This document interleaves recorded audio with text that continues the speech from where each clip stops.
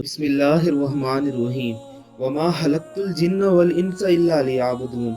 हमने इंसानों और जिन्नों को बस अपनी इबादत के लिए पैदा किया है। ये तख्लीक़ कायनात का मकसद अल्लाह रब्बुल इज़्ज़त की इबादत करना है। नमाज मोमिन की मेराज है। सैयदना अलीउल मुर्तज़ा रज़ी अल्लाह ताला अन्हो फरमाते हैं कि जब मैं चाहता हूँ कि अल्लाह रब्बुल इज़्ज़त से बात करूँ तो मैं नमाज पढ़ता हूँ, और जब मैं चाहता हूँ कि अल्लाह रब्बुल इज़्ज़त मुझसे बात करें तो मैं कुरान करीम की तिलावत करता हूँ। रसूलुल्लाह सल्लल्लाहु अलैहि वसल्लम ने नमाज न पढ़ने वालों के बारे में सख्त वईद फरमाई।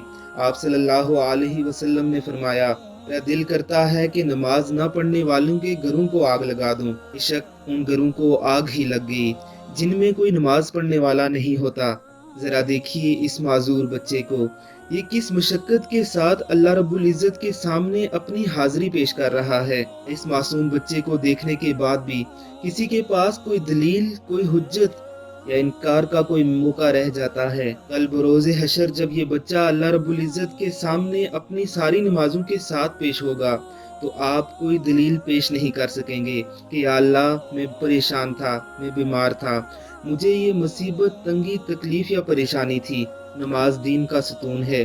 जिसने इसे कायम किया उसने गोया दीन को कायम किया, और जिसने इसे गिरा दिया उसने गोया दीन को गिरा दिया।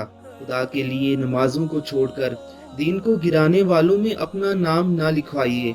अल्लाह रब्बुल इज़्ज़त हम सबको नमाज पढ़ने की तौफीक अता फरमाए। आमीन सुम्मा आमीन।